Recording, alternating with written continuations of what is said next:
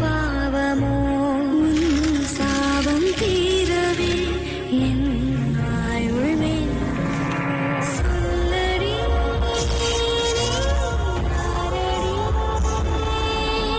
யாரடி மோகினி.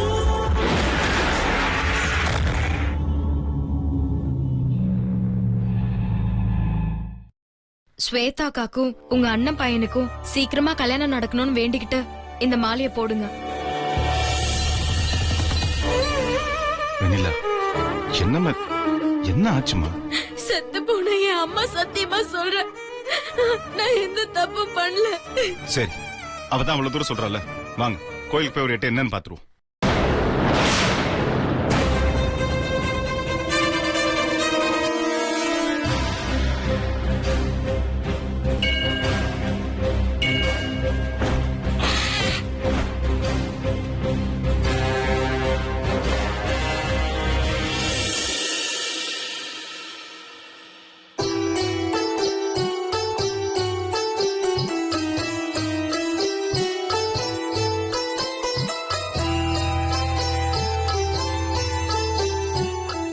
ஆத்தா, அன்னைக்கு தனிகாச்சல அண்ணனை பார்த்து போட்டோ கொடுத்துட்டு வந்து அவர் அந்த நேரத்துல கல்யாணத்தையே நிறுத்த போறேன்னு வேற சொன்னாரு. உயிருக்கு பயந்து நான் போனதுல கல்யாணம் நடந்துச்சா நின்னுச்சான்னு எனக்கு ஒண்ணுமே புரியல. எப்படியாவது மாப்பிள்ளையை நேர்ல பார்த்து விவரங்களை சொல்லிட்டா நான் நிம்மதியா இருந்துருவேன். அதுக்கப்புறம் எனக்கு என்ன ஆனாலும் எந்த கவலையும் இல்ல. அவர்கிட்ட நடந்த உண்மைகளை சொல்ற வரைக்கும் என் உயிரை எப்படியாவது காப்பாத்தி கூட ஆத்தா.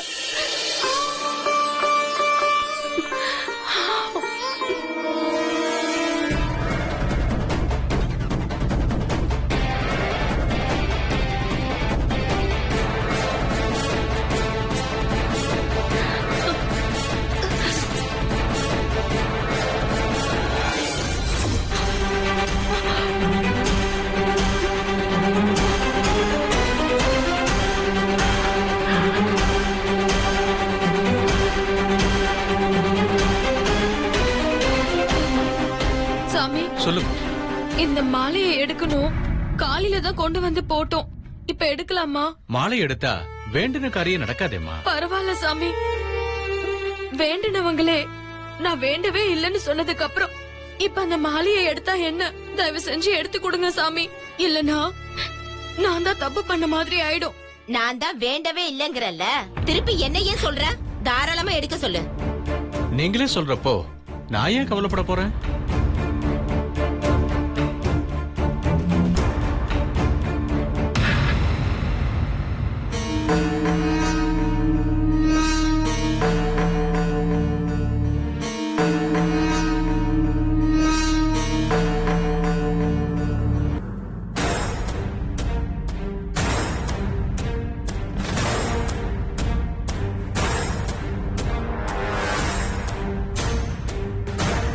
வெண்ணிலா, அதுல என்ன எழுதிருக்குங்கிறத நீயே படிச்சு காட்டு.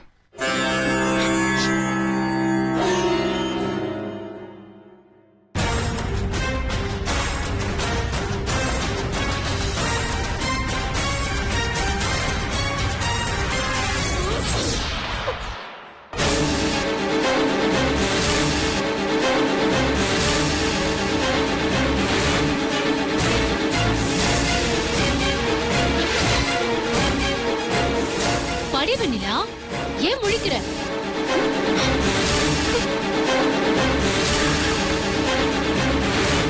மாமா, இத நான் எழுதவே இல்ல மாமா.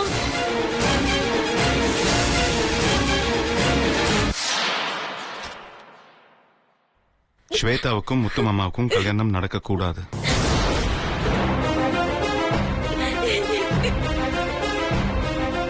மாமா, வெண்ணிலா எந்த தப்பும் பண்ணல. நான் உங்களுக்கு அதை எப்படி உணர்த்துறதுன்னு தெரியல. பாத்தீங்களா மாமா, இந்த ஒரே விஷயத்துல வெண்ணிலாவோட லட்சணம் என்னன்னு தெரிஞ்சிடுச்சு. உடம்பு பூராவும் பொய்யும் பித்தலாட்டமும் ஊறி இருக்கு.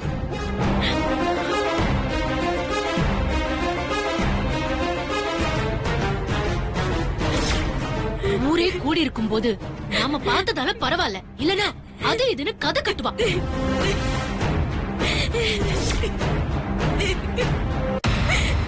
வார்த்தைக்கு வார்த்தை முத்து மாமா முத்து மாமா. ஆனா எனக்கு பொய் சொல்லவே பிடிக்காது. அப்புறம் ஏன் வெண்ணிலா அப்படி?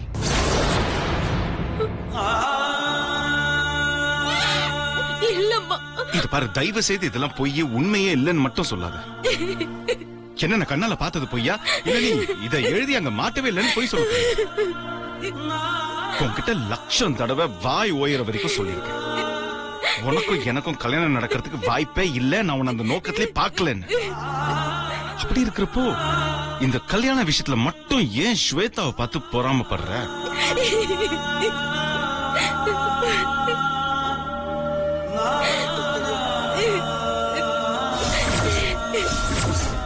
இத பாரு, நீ இப்படி எழுதுறது கூட போனா போகுதுன்னு உன்னை மன்னிச்சு விட நான் தயார்.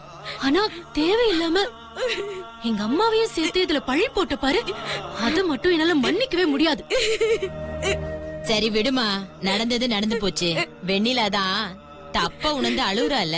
ஓஹோ, தப்பு பண்ணிட்டு அழுதா சரியா போச்சா? அப்போ வெண்ணிலாவுக்கு ஒரு நியாயம், எனக்கு ஒரு நியாயமா? தப்பே பண்ணாத என்ன பார்த்து நான் முத்து மாமாவை கட்ட தகுதி இல்லாதவ அப்படின்னு இந்த ஊர்ல இருக்கிற எல்லாரும் சொன்னாங்கல்ல, எல்லாரும் சொன்னீங்களே பெருசா. இப்போ இந்த வெண்ணிலாவோட நெஜ முகத்தை தோல் உரிச்சு காட்டிட்டேன். இதுக்கு என்ன சொல்றீங்க?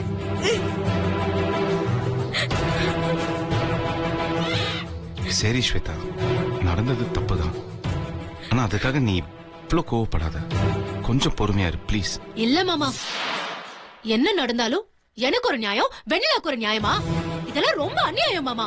சரி ஸ்வேதா, உனக்கும் சரி உங்களுக்கும் சரி, வெண்ணிலா பண்ணது தப்பாவே இருக்கட்டும். அவளுக்காக நான் உங்ககிட்ட மன்னிப்பு கேட்டுக்கிறேன். இந்த விஷயத்தை இதோட விட்டுடலாம். வெண்ணிலாமா விடு, பரவாயில்ல, ஏதோ தப்பு நடந்து போச்சு. இந்த விஷயத்தை இதோட மறந்துரு. வீட்டுக்கு போனா அவங்களும் இந்த விஷயத்தை பத்தி பேச மாட்டாங்க. நீயும் இந்த விஷயத்தை பத்தி பேசக்கூடாது. மாமா, நான் தப்பு பண்ணேன்னு நீயே நம்பினதுக்கு அப்புறம் அந்த வீட்டுக்கு திரும்பி வந்து நான் என்ன மாமா பண்ண போறேன்? லக்ஷ்மி அம்மா ரொம்ப வருத்தப்பட்டு கேட்டதுனால நான் எழுதி கொடுத்தது உண்மைதான். ஆனா இது நான் எழுதி கொடுத்த பேப்பர் இல்ல முத்து மாமா.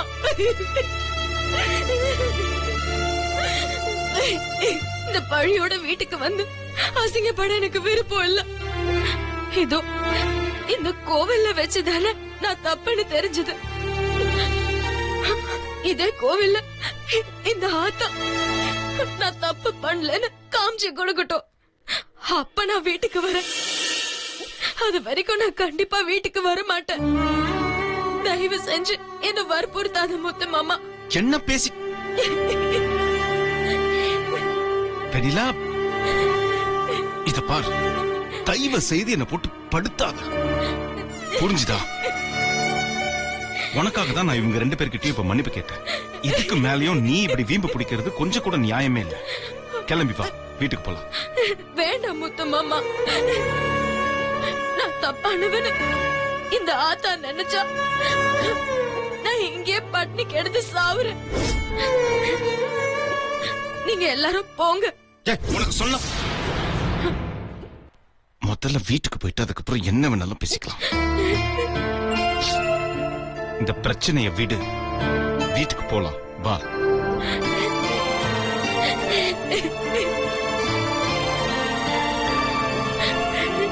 நான் வேணா உன் காலில் விழுந்து கேட்கட்டுமா? போலாமா?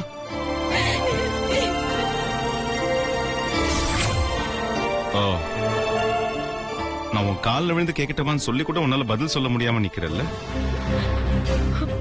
சரி வெண்ணிலா, உன் இஷ்டம். என்ன பண்றியோ பண்ணு.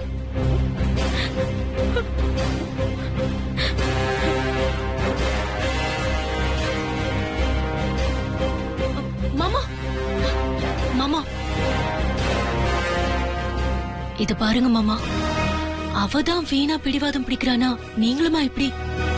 4 சொவத்துக்குள்ள பேசி தீர்த்திருக்க வேண்டிய விஷயம் இப்ப கோயில் வரைக்கும் வந்து சந்தி சிரிச்சிடுச்சு. இப்ப கோவத்துல அவளை கூப்பிடாம நாம வீட்டுக்கு போனா தேவையில்லாம வயசு பொண்ண கோவில்ல விட்டுட்டு போயிட்டாங்க.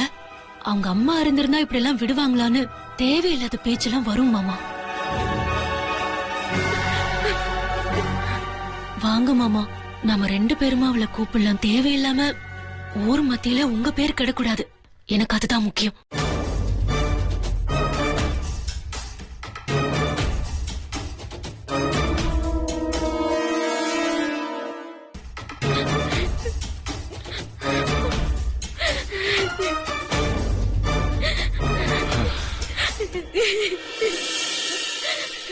சரி வெண்ணிலா, நடந்தது மறந்துடும்.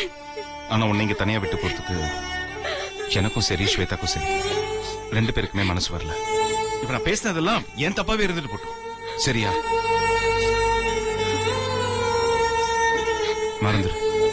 வா, தயவு செய்து வீட்டுக்கு போலாம். வா.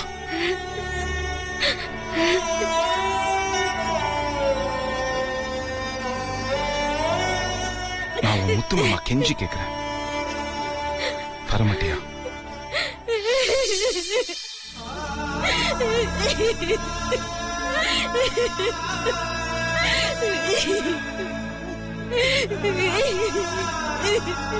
சரி, பரவாயில்ல, விடு.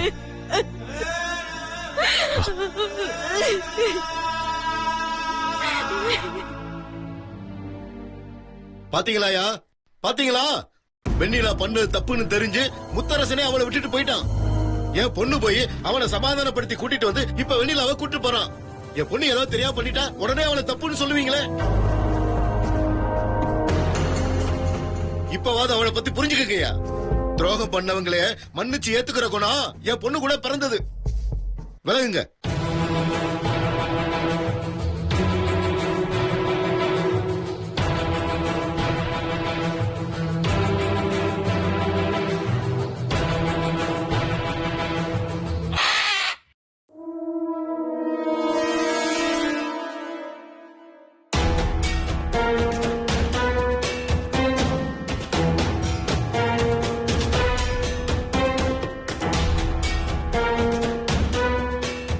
ஸ்வேதா, நீ பண்ற எதுவுமே பல நேரம் புரிய மாட்டேங்குது.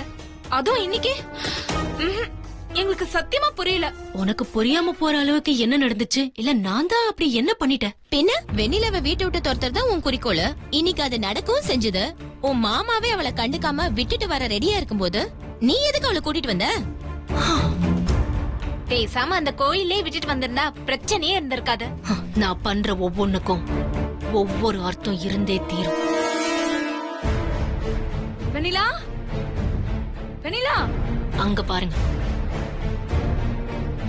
வெண்ணிலா, வெண்ணிலா.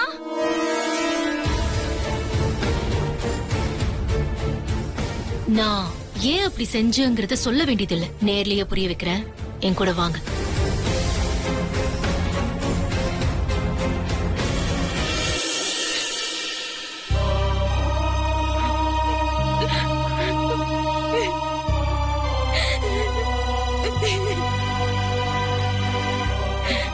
வெண்ணிலா,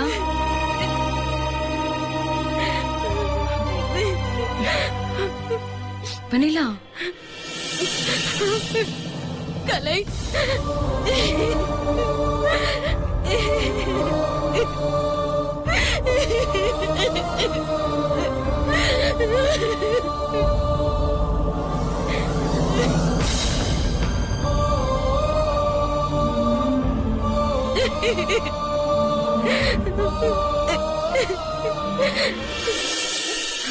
என்னாச்சு வெண்ணிலா?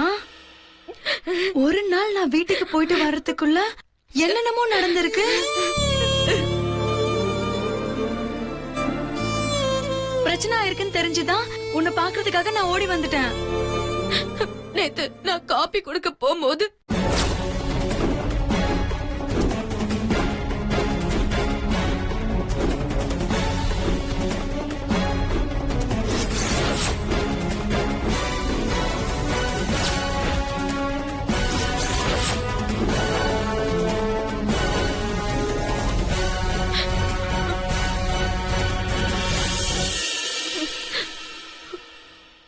உனக்குன்னு பிரச்சனை தேடி வந்து கொடுமைப்படுத்துதே வெண்ணிலா.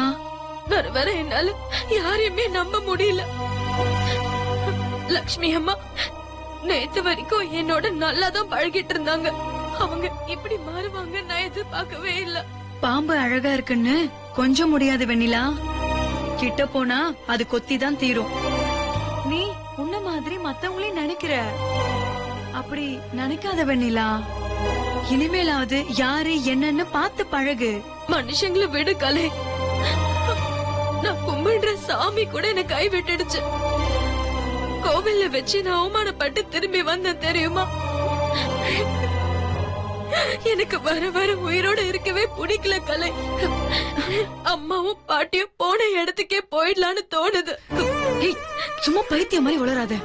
இத பாரு வெண்ணிலா, தப்பு செய்யறவங்களே அத பத்தி எந்த கவலையும் படாம நிம்மதியா இருக்கிறப்ப தப்பே செய்யாத நீ ஏன் சாகரத பத்தி யோசிக்கணும் வெண்ணிலா? உனக்கு தப்பு செஞ்சவங்கள கண்டிப்பா அந்த தெய்வம் தண்டிக்கும். அரசன் அன்று கொள்வான், தெய்வம் நின்று கொள்வான்னு கேள்விப்பட்டது இல்லையா? சாதாரணமான விஷயங்கள்லயே தப்பு செய்யறவங்க தப்பிக்க முடியாதப்ப தெய்வ நம்பிக்கையோட விளையாடின அவங்கள அந்த கடவுள் கண்டிப்பா சும்மா விட மாட்டாரு. இங்க பாரு, உன் கூட நான் இருக்கிற வரைக்கும் தயவு செஞ்சு நான் சாவர அது இதுன்னு எல்லாம் முட்டாள்தனமா பேசாத வெண்ணிலா. என்ன நடந்தாலும் நம்பிக்கையை கைவிடாத வெண்ணிலா. உன் அம்மாவும் பாட்டியும் தெய்வமா நின்னு கண்டிப்பா உன்னை வழி நடத்துவாங்க வெண்ணிலா. தப்பு செஞ்சவங்கள தண்டிக்க தான் செய்வாங்க. நான் சொல்றது புரியுதா? இப்ப புரியுதா நான் ஏன் வெண்ணிலாவை கூட்டிட்டு வந்தேன்னு? நான் மட்டும் அப்ப பேசாம இருந்திருந்தா கலை அவளை சமாதானப்படுத்தி கூட்டிட்டு வந்து இங்க நல்ல பேரு வாங்கிருப்பா. ஆனா நான் இன்னைக்கு மாமாவே கண்டுக்காம கூட்டிட்டு வந்தத ஊர் ஜனங்க பாத்திருக்காங்க. எதிர்காலத்துல என்ன நடந்தாலும் என்ன சந்தேகப்பட வாய்ப்பே இல்ல. கிழிஞ்ச நார் மாதிரி கிடந்த வெண்ணிலாவ பேசியே சரி பண்ண கலைய பாத்தீங்கல்ல. இனிமேலும் சின்ன சின்ன பிரச்சனையில வெண்ணிலாவ வீட்டை விட்டு அனுப்ப முயற்சிக்காம மாமா மனசுல நிரந்தர வெறுப்ப அவ மேல உருவாக்கி அவ திரும்ப இந்த வீட்டுக்கே வர முடியாதபடி பண்ணணும். அதுதான் என் குறிக்கோள். அவ வேற வார்த்தைக்கு வார்த்தை தெய்வம் தண்டிக்கும்னு சொல்றா. எனக்கு பயமா இருக்கு ஸ்வேதா. அப்படி தண்டிச்சிருந்தா நாளா என்ன ஆகுறது?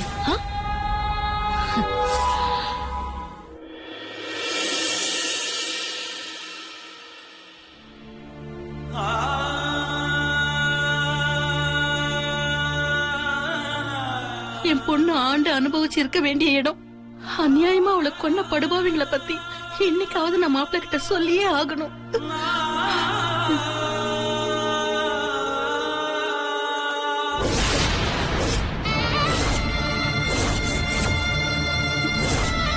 ஐயோ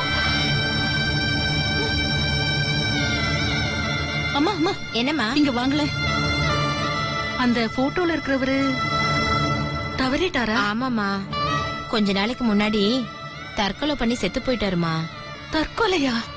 எதுக்காகம்மா? முத்தரசு ஐயாக்கும் ஸ்வேதா அம்மாக்கும் நடக்க இருந்த கல்யாணத்தை தடுத்து நிறுத்தத்துக்கு தாமா இப்படி தற்கொலை பண்ணிக்கிட்டாரு. ஆரம்பத்துல இருந்தே தணிகாசல் ஐயாவுக்கு இந்த கல்யாணத்துல இஷ்டமே இல்லம்மா. அவரை மீறி இந்த கல்யாணத்தை நடத்த போகதான் இப்படி பண்ணிக்கிட்டாரு. பாவம் முத்தரசு ஐயா தவியா தவிக்கிறாரு. ஒரு பக்கம் அவங்க சித்தி வேற ஆஸ்பத்திரியில இருக்காங்க. அப்பாவும் தவறி போலீஸ் கேஸ் ஆயிடுச்சு. பாவம், என்ன பண்றது? சரிம்மா, ரொம்ப நன்றி. இப்போ உங்க முதலாளி எங்கம்மா இருக்காரு? அதோ அங்கதாம்மா இருக்காரு. போய் பாருங்கம்மா. நான் வேணா கூட வரவா? ஐயோ இல்லம்மா, நான் பாக்குறேன். சரிங்கம்மா.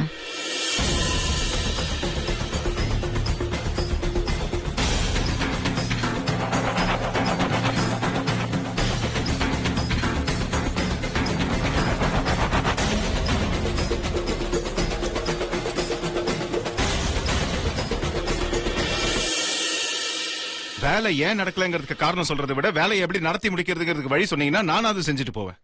நாளை கழிச்சு லோட் அனுப்புறேன்னு நான் வாக்கு கொடுத்துட்டேன். இப்ப அவங்க முன்னாடி நான் தலை குறிச்சு நிக்கணுமா? தயவு செய்து பிரச்சனையை புரிஞ்சுக்கோங்க.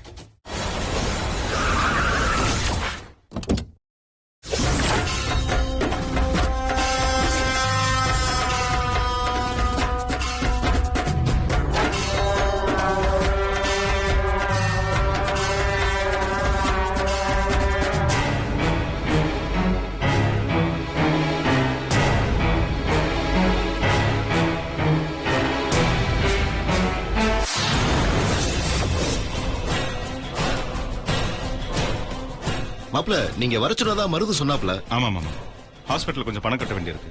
நீங்க சித்தியை பார்க்க ஹாஸ்பிட்டல் போறதா மருந்து சொன்னா. அதான் நீங்க ஹாஸ்பிட்டல் போற வழியில வந்தீங்கன்னா செக் உங்ககிட்ட கொடுத்தமிச்சிடலாம்னு நினைச்சேன். சரி மாப்ள. அது கொஞ்சம் வெயிட் பண்ணுங்களேன்.